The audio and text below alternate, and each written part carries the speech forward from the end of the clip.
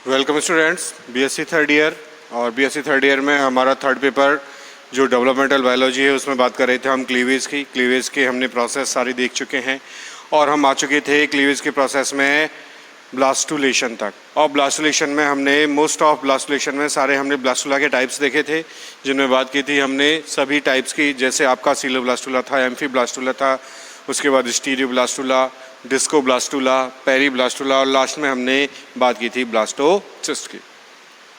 तो उस ड्यूरिंग हमने देखा कि भाई डिफरेंट टाइप्स के जो ब्लास्टुला हैं वो एनिमल्स में कहाँ कहाँ किस तरह बनते हैं, उनके स्ट्रक्चर क्या होते हैं, उनके डायग्राम किस तरह से वहाँ हमने ड्रॉ किए थे। आज हम बात करेंगे जो ब्लास्टुला है उसके महत्व की। तो ब्लास्टुला का सिग्निफिकेंस किसका? ब्लास्टुलेशन का। तो ब्लास्टुलेशन का क्या सिग्निफिकेंस है? तो जो फीचर्स हैं इसके उसी बेसिस पे इसका क्या आगे रोल है वही सिग्निफिकेंस होता है। जैसे ब्लास्टुलेशन में क्या क्या हुआ था? ब्लास्टुलेशन में यहाँ पे एक सॉलिड बॉल थी। सॉलिड बॉल किस में कन्वर्ट हुई थी? कन्वर्ट्स किस में? इसमें हुई थी। इसको ऐसा करो, होलो बॉल लिख देते हैं, डायरेक्ट नाम नहीं लिखते, होलो बॉल लाइक स्ट्रक्चर। तो ब्लास्टुलेशन में जो सॉलिड बॉल थी वो किस में कन्वर्ट हुई थी? होलो बॉल में।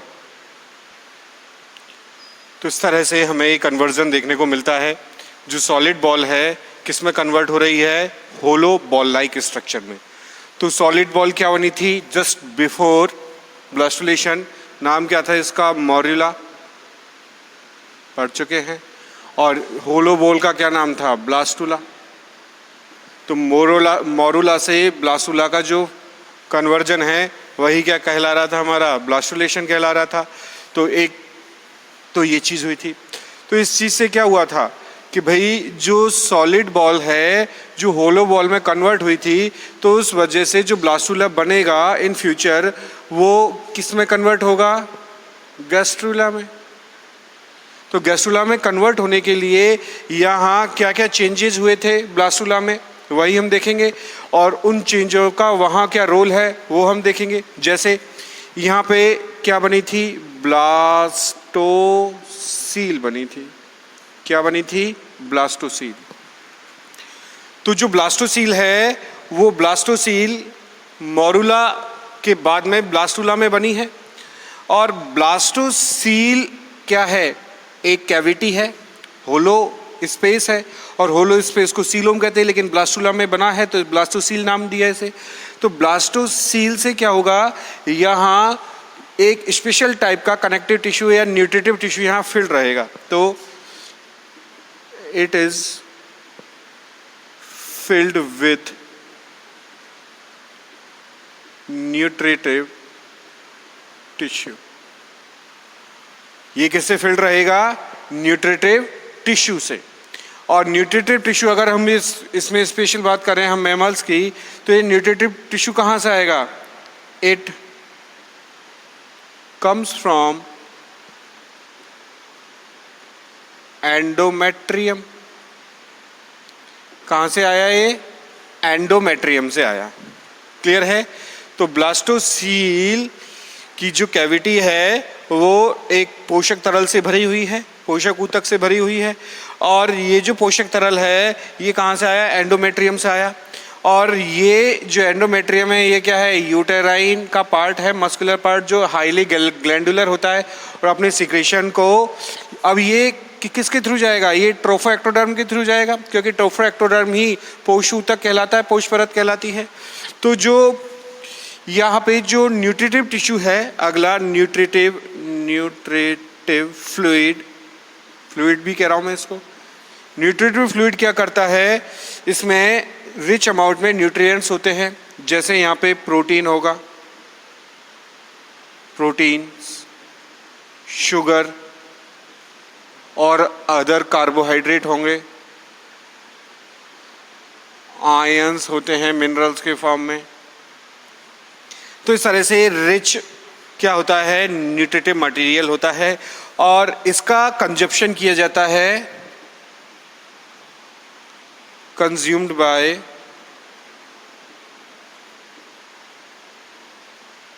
Dividing blastomeres. जो बनने वाले जो ब्लास्टोमियर्स हैं वो इसका कंजप्शन करते हैं और कंजप्शन करके अपना नंबर को इंक्रीज करते हैं। तो ये इसका एक इम्पॉर्टेंट सिग्निफिकेंस हुआ कि न्यूट्रिटिव टिश्यू यहाँ देखने को मिलता है। जो आगे जो गैस्ट्रुला की जो प्रोसेस है उस प्रोसेस में जो बनने वाले ब्लास्टोमियर्स हैं उनको बनाने में अपना महत्वपूर्ण योगदान देता है। दूसरी बात करें ब्लास्टोसील में और क्या बन रहा था, ये जो ब्लास्टोसील थी ये क्या है, होलो कैविटी है।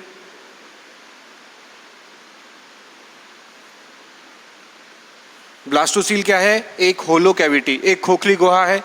तो इसमें क्या होगा, इसमें क्या होगा भाई, जो इसमें स्पेस होगा उस स्पेस में यहाँ जो सेल्स हैं, यानी इसको मैं वापस कहूँ ब्लास्टोमियर्स हैं, वही ब्लास्टोमियरों जो हैं उनका प्रॉपर मूवमेंट होता है और मूवमेंट होने की वजह से यहाँ स्ट्रक्चर्स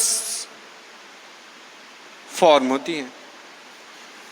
यानी जो ब्लास्टोमियर्स हैं उस एरिया में जाके वहाँ मूवमेंट शो करेंगे, जो खाली जगह होगी वहीं तो मूवमेंट होगी।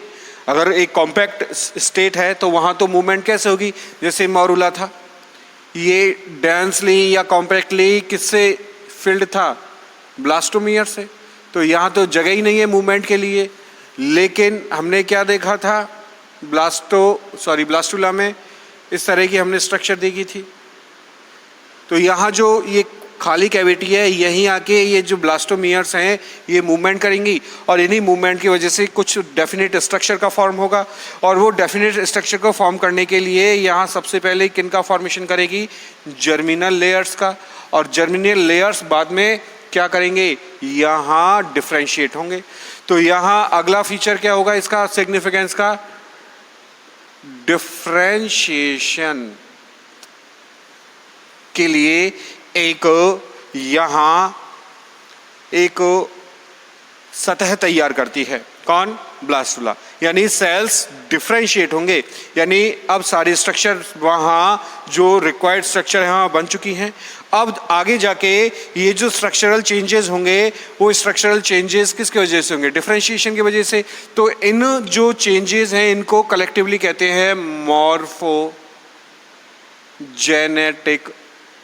मूवमेंट। क्या कहते हैं, मॉर्फोजेनेटिक मूवमेंट। और मॉर्फोजेनेटिक मूवमेंट किसका फीचर है, गैस्ट्रुला का इंपॉर्टेंट फीचर है।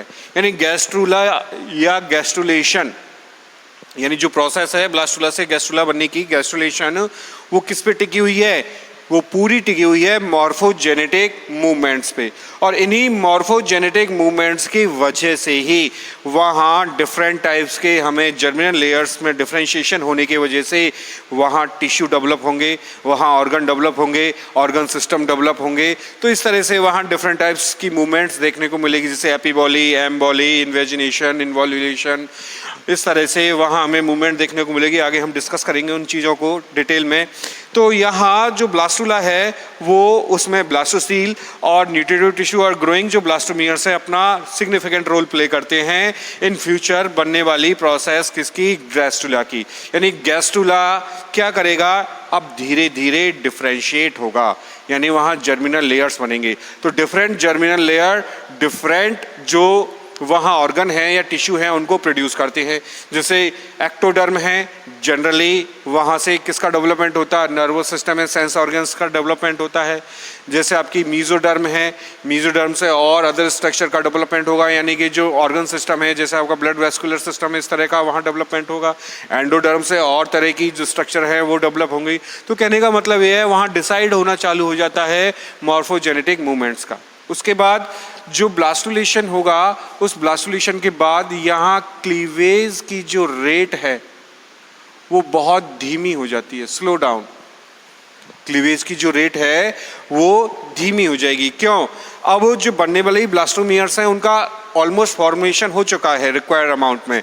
अब उनका हमको क्या करना है, उनका हमको एक तरह से वहाँ स्ट्रक्चर को डेवलप करना है, और वो स्ट्रक्चर डेवलप किसके थ्रू होगी, जर्मिनल लेयर्स के थ्रू। और जर्मिनल लेयर्स की जो सेल हैं वो बार बार डिफ्रेंशिएट होंगी, और डिफ्रेंशिएट होने के बाद मॉर्फोजेनेटिक मूवमेंट्स वहाँ देखने को मिलेंगे इन प्रोसेस के ड्यूरिंग, और फाइनली हमें एक वेल डेवलप्ड एम्ब्रियो का ग्रोथ दिखाई देगा। तो इस तरह से जो ब्लास्टुलेशन है वो एक माइलस्टोन का काम करता है, किसके लिए, गैस्ट्रुलेशन के लिए, या एक बेस का काम करता है गैस्ट्रुलेशन प्रोसेस के लिए।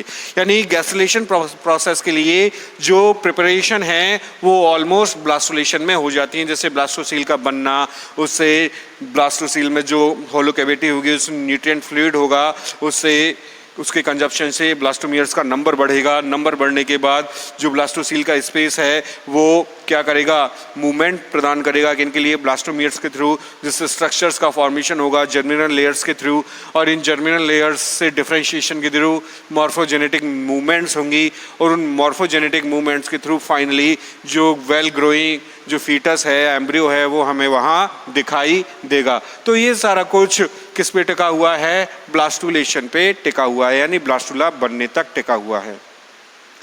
तो ये बात हुई ब्लास्टुलेशन के सिग्निफिकेंस की। आगे हम बात करें, अगला जो नेक्स्ट प्रोसेस है गैस्ट्रुलेशन, काफ़ी इम्पॉर्टेंट प्रोसेस है, यही सबसे ज़्यादा इम्पॉर्टेंट है जो आपका एम्ब्रियोलॉजी है उसमें, क्योंकि गैस्ट्रुलेशन थोड़ा टिपिकल और टफ प्रोसेस होता है और प्रोसेस की कंपैरिजन में, क्योंकि गैस्ट्रुलेशन में ही जाके डिसाइड होता है वहाँ जर्मिनल लेयर्स कैसे बनेंगी, वहाँ आर्केंट्रॉन कैसे बनेगा, वहाँ ब्लास्टोपोर क्या होगा, ब्लास्टोपोर से कैसे वहाँ जो ओपनिंग है वो फेट जो फ्यूचर है उसको निर्धारित करेंगे कि इससे माउथ ओपनिंग का फॉर्मेशन हो रहा है या एनस का फॉर्मेशन हो रहा है। उसके बाद में मॉर्फोजेनेटिक मूवमेंट्स वहाँ किस तरह हो रही हैं, सेल्स कैसे वहाँ इन्वेजिनेट हो रही हैं, या इन्वोल्यूशन हो रहा है, या इंग्रेशन हो रहा है, या डीलैमिनेशन हो रहा है। तो ये सारी जो मॉर्फोजेनेटिक मूवमेंट्स हैं वो हमें गैस्ट्रुलेशन के ड्यूरिंग दिखाई देती है। तो गैस्ट्रुलेशन का मतलब क्या है, यहाँ पे हम हेडिंग बनाएं, गैस्ट्रुलेशन, गैस्ट्रुलेशन।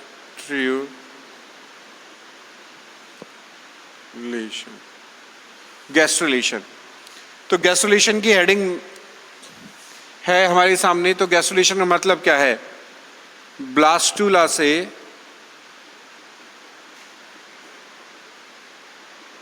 गैस्ट्रुला का फॉर्मेशन, बनना।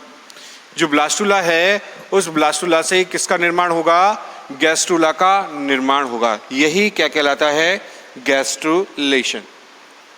अब गैस्ट्रुलेशन में क्या होता है, जो ब्लास्टुला बना था उसमें जितने भी एरिया हैं उन एरिया पे जाके जो ब्लास्टोमियर्स हैं वो पहुंच के किसका फॉर्मेशन करती हैं, वहाँ जर्मिनल लेयर्स का फॉर्मेशन करती हैं। तो यहाँ जर्मिनल लेयर्स का निर्माण होता है। जो जर्मिनल लेयर्स हैं उनका यहाँ जाके फॉर्मेशन होगा।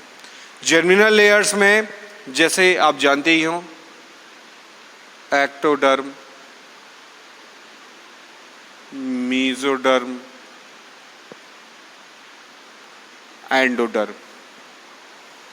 तो इस तरह के हमें यहाँ पे जर्मिनल लेयर्स का निर्माण हमें देखने को मिलता है, किसमें, जो गैस्ट्रुलेशन प्रोसेस है उसमें। अब जो गैस्ट्रुलेशन है उसमें जर्मिनल लेयर्स के साथ यहाँ कुछ मूवमेंट्स होती हैं, इन्वेजिनेशन या इन्वोल्यूशन जैसी मूवमेंट्स यहाँ होंगी। उनकी वजह से यहाँ एक कैविटी बनेगी, उस कैविटी का नाम होगा आर्केंटेरॉन। आर्केंटेरॉन का निर्माण होता है, इसका डेवलपमेंट होता है, और ब्लास्टोसील धीरे धीरे रिड्यूस हो जाती है, और आर्केंटेरॉन की उपस्थिति ही किसका साइन है, गैस्ट्रुला बनने का साइन है। तो आर्केंटेरॉन का जो ओपनिंग होती है, अपन जनरल बात करें, उसको कहते हैं ब्लास्टोपोर। क्या कहते हैं, ब्लास्टोपोर। तो आपको ये बात याद रखनी है। आपसे पूछे ब्लास्टोपोर कहाँ बनता है तो आपका उत्तर अधिकांश का होगा भाई ब्लास्टुला में बनता है, लेकिन ऐसा नहीं है। ब्लास्टोपोर बनेगा गैस्ट्रुलेशन के ड्यूरिंग, यानी जो होलो कैविटी किसमें थी, ब्लास्टुला में थी, उसमें कोई ओपनिंग वहां नहीं देखने को मिलती। ओपनिंग नहीं है तो कोई स्ट्रक्चर नहीं है, तो डेफिनेटली वहां पे ब्लास्टोपोर नहीं होगा। यानी क्या कह रहा हूं मैं, जो ब्लास्टुला है उसमें ये स्ट्रक्चर थी, क्लियर है, इस तरह की स्ट्रक्चर थी। अब यहां इस तरह की यहां कोई ओपनिंग नहीं है, लेकिन जो गैस्ट्रुलेशन होगा उसमें इस तरह की इन्वेजिनेशन हो जाएगा और जो ब्लास्टोसील है वो रिड्यूस हो जाएगी। यहां पे जो ब्लास्टोसील है रिड्यूस्ड, ब्लास्टोसील गेट्स रिड्यूस्ड, जो ब्लास्टोसील है वो रिड्यूस हो जाएगी और ये जो ओपनिंग बनेगी इसे ही हम क्या कहेंगे, ब्लास्टोपोर। कहने की बात ये है। तो जो ब्लास्टोपोर बनेगा वो किस में बनता है, गैस्ट्रुलेशन में, और जो ये कैविटी है ये कैविटी ही कहलाएगी आर्केंटेरॉन। क्या कहलाएगी, आर्केंटेरॉन। तो आर्केंटेरॉन ये कैविटी है जो ब्लास्टोपोर के माध्यम से जाके यहाँ खुलती है, क्लियर है। और इसमें हम बात करें, यहाँ अभी बताया था मैंने मॉर्फोजेनेटिक मूवमेंट्स होती हैं, मॉर्फोजेनेटिक मूवमेंट्स, और इन्हीं मॉर्फोजेनेटिक मूवमेंट्स की वजह से ही यहाँ जो ब्लास्टोमियर्स हैं उनका रीअरेंजमेंट होता है। ब्लास्टोमियर्स का पुनर्वितरण, रीअरेंजमेंट यहाँ हो जाता है, किनकी वजह से, मॉर्फोजेनेटिक मूवमेंट्स के वजह से, क्लियर है। यहाँ जो क्लीवेज रेट है वो मोस्टली यहाँ नील हो जाती है, यानी बहुत कम यहाँ क्लीवेज की रेट हमें देखने को मिलती है, और जो ग्रोथ है वो भी यहाँ एब्सेंट होती है। तो rate of cleavage is very low, no growth is reported. कोई ग्रोथ यहाँ हमें दिखाई नहीं देगी, यानी कि ब्लास्टोमियर्स है उनका साइज या उनका कोई एसोसिएशन इस तरह से यहाँ रचनाएं दिखाई नहीं देंगी। यहाँ जो मूवमेंट होती है उसकी वजह से ऑक्सीडेशन का प्रोसेस बढ़ जाता है, यानी ऑक्सीडेशन होने लगता है ज़्यादा। ऑक्सीडेशन हो रहा है तो ऑक्सीजन कंज्यूम हो रही है, सीधी बात यह है। ऑक्सीजन का जो खर्चा है वो बढ़ रहा है, ऑक्सीजन की खपत ज़्यादा हो रही है, तो यहाँ ऑक्सीडेशन का जो प्रोसेस है वो यहाँ बढ़ जाता है, क्लियर है। इसके बाद यहाँ जो गैस्ट्रुलेशन है, यहाँ धीरे धीरे जो जर्मिनल लेयर्स हैं उनका निर्माण होता है। एक साथ यहाँ जर्मिनल लेयर्स जनरली नहीं बनती, यानी यहाँ जो जर्मिनल लेयर्स बनेंगी वो डिफरेंट तरह से यहाँ बनेंगी। जैसे कुछ एनिमल होते हैं वहाँ 2 जर्मिनल लेयर्स बनती हैं, कुछ एनिमल होते हैं वहाँ सारी जर्मिनल लेयर्स यानी 3 जर्मिनल लेयर्स बनेंगे। तो यहाँ ये जो एनिमल्स होंगे यहाँ सीलोम और इस तरह की स्ट्रक्चर यहाँ देखने को नहीं मिलेगी, या ये प्रिमिटिव या लेस डेवलप्ड एनिमल होंगे। तो इस तरह से ये जो जर्मिनल लेयर्स हैं, जैसे यहाँ अगर 2 जर्मिनल लेयर्स बनेंगी तो कौन कौन सी बनेगी, एक तो एक्टोडर्म बनेगी और एक बनेगी आपकी एंडोडर्म। तो ये बाइडर्मिक होते हैं, बाइडर्मिक एनिमल। बाइडर्मिक एनिमल कौन होते हैं, जब गैस्ट्रुलेशन में 2 जर्मिनल लेयर्स का फॉर्मेशन हो। और वो कौन कौन सी स्पेशल हैं, मतलब यहाँ निर्धारित है उनका नाम, एक है एक्टोडर्म, एक है एंडोडर्म। और तीनों जर्मिनल लेयर्स जहाँ बनेंगे वो तो मोस्ट कॉमन है एक्टो, मीजो और उसके साथ में एंडोडर्म, यानी ये ट्राइडर्मिक होंगे, यानी ट्रिप्लोब्लास्टिक जिनको कहते हैं, ट्रिप्लोब्लास्टिक एनिमल्स भी जिन्हें कहते हैं। तो इस तरह से जो गैस्ट्रुलेशन का प्रोसेस है वहाँ ये जो जर्मिनल लेयर्स हैं इनका फॉर्मेशन होने लगता है धीरे धीरे। क्लियर है? तो जो गैस्ट्रुलेशन है उनमें सबसे इंपॉर्टेंट है मॉर्फोजेनेटिक मूवमेंट्स। क्या इंपॉर्टेंट है? Morphogenetic movements. अब इसका मतलब क्या है मॉर्फोजेनेटिक मूवमेंट्स का? यानी जो मॉर्फोलॉजिकल, जो स्ट्रक्चरल चेंजेस होंगे वो किसकी वजह से होंगे? वो ब्लास्टोमियर्स के मूवमेंट्स की वजह से होंगे।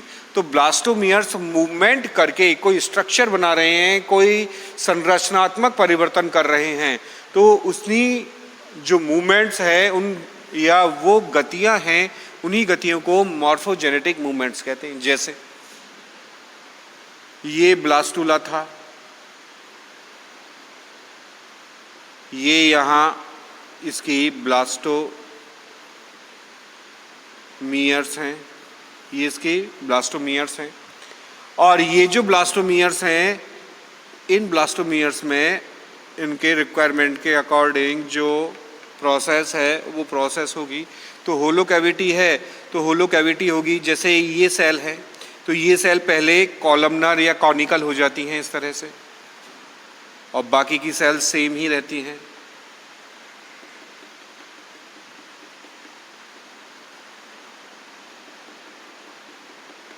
ये सेल्स हैं,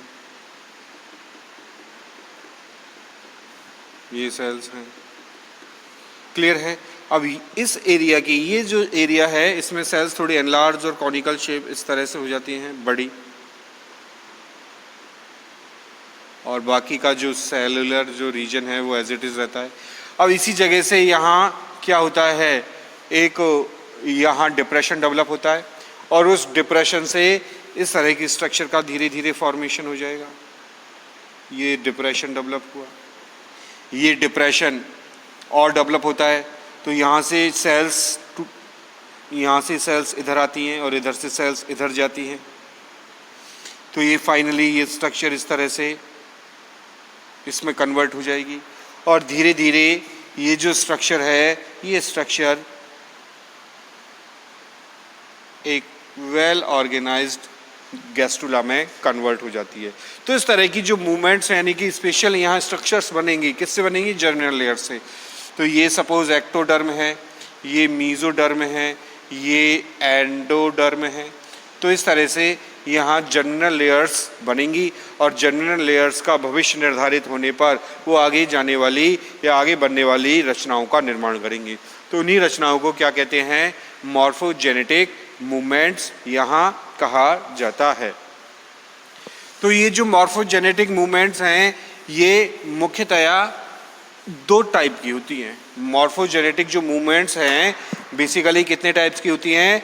देयर आर 2 टाइप्स, और इनमें जो मुख्यतया ये टाइप्स हैं, सबसे पहला नाम है एपिबॉली और उसके बाद नाम है एम्बॉली। मॉर्फोजेनेटिक मूवमेंट्स, मॉर्फोजेनेटिक मूवमेंट्स कौन कौन सी हैं?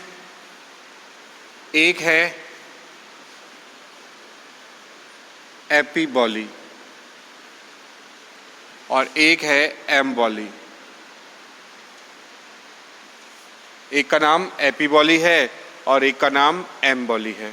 एपिबॉली से मुख्यतया एक्टोडर्म का प्रोडक्शन होता है, और एम्बोली से बाकी की जो मीजोडर्म और उसके साथ एंडोडर्म है उनका फॉर्मेशन यहाँ होता है इस एम्बॉली प्रोसेस से। क्लियर है? तो ये जो दो मुख्य गतियाँ हैं यही निर्धारित कर रही हैं किसको? जो एम्ब्रियो का जो फ्यूचर है उसको ये निर्धारित करती हैं। क्लियर है? अब जो एपिबॉली के बाद जो एम्बॉली है, इनको पुनः 2 भागों में बांटा गया है। कितने भागों में बांटा गया है? 2 भागों में। एक होती है प्रिंसिपल एम्बोली और दूसरी होती है एसेसरी एम्बोली। एक है प्रिंसिपल एम्बोली और दूसरी है एसेसरी एम्बोली। प्रिंसिपल एम्बोली और दूसरी है एसेसरी एम्बोली। क्लियर है? एक है प्रिंसिपल एम्बोली और दूसरी है एसेसरी एम्बोली। जो प्रिंसिपल एम्बोली है इसमें कौन कौन से हमें मूवमेंट्स देखने को मिलते हैं, जैसे इन्वेजिनेशन, इन्वोल्यूशन, इन्फिल्ट्रेशन और एक होता है डीलैमिनेशन। जो प्रिंसिपल एम्बोली है, और ये जो प्रिंसिपल एम्बोली है ये किसका फॉर्मेशन करती है? एंडोडर्म का। किसका फॉर्मेशन करती है? एंडोडर्म का। और एसेसरी एम्बोली से मीजोडर्म का फॉर्मेशन होता है। वापस कह रहे हैं, एम्बोली को दो टाइप्स में, क्यों एम्बोली मीजोडर्म और एंडोडर्म का फॉर्मेशन करती है, और जो प्रिंसिपल एम्बोली है वो एंडोडर्म का निर्माण करती है और एसेसरी एम्बोली मीजोडर्म का निर्माण करती है। प्रिंसिपल एम्बोली को वापस दो टाइप्स में डिवाइड किया गया है। चार टाइप्स में डिवाइड किया गया है। पहला है इन्वेजिनेशन, दूसरा है इन्वोल्यूशन, तीसरा है इन्फिल्ट्रेशन, चौथा है डीलैमिनेशन। क्लियर है? तो इस तरह से ये चार टाइप हैं किसके? प्रिंसिपल एम्बोली के। एसेसरी एम्बोली की बात करें हम तो यहाँ भी हमें टाइप्स दिखाई देते हैं, जैसे एक मूवमेंट कहलाती है डाइवर्जेंस, एक मूवमेंट कहलाती है कन्वर्जेंस, एक मूवमेंट कहलाती है यहाँ पे पॉलिन्वेजिनेशन और एक मूवमेंट कहलाती है यहाँ पे एक्सटेंशन, विस्तारण जिसे कहते हैं। तो मीजोडर्म की फॉर्मेशन के लिए इस तरह की यहाँ मूवमेंट्स देखने को मिलती हैं एसेसरी एम्बोली में, जिसमें डाइवर्जेंस, कन्वर्जेंस, पॉलिन्वेजिनेशन और एक्सटेंशन। तो ये एक आइडिया है मॉर्फोजेनेटिक मूवमेंट्स का कि मॉर्फोजेनेटिक मूवमेंट्स में कौन कौन सी गतियाँ दिखाई देती हैं। एपीबॉली और एम्बोली। एपीबॉली से एक्टोडर्म का डेवलपमेंट होता है, एम्बोली से मीजोडर्म और एंडोडर्म का डेवलपमेंट होता है। और एम्बोली को वापस क्लासिफाई किया गया है प्रिंसिपल एम्बोली और एसेसरी एम्बोली में, और इनको वापस दोबारा डिवाइड किया गया है प्रिंसिपल एम्बोली को इन्वेजिनेशन, इन्वोल्यूशन, इन्फिल्ट्रेशन और डीलैमिनेशन में। इसी तरह एसेसरी जो एम्बोली है इसको वापस डिवाइड किया गया है डाइवर्जेंस, कन्वर्जेंस, पॉलिन्वेजिनेशन और एक्सटेंशन में। तो आगे जो हम क्लास होगी उसमें हम बात करेंगे इन मॉर्फोजेनेटिक मूवमेंट्स की और उसमें उसके साथ साथ जो वहाँ स्ट्रक्चर फॉर्म हो रही हैं उनकी। तो आज के लिए इतना ही। Thank you very much.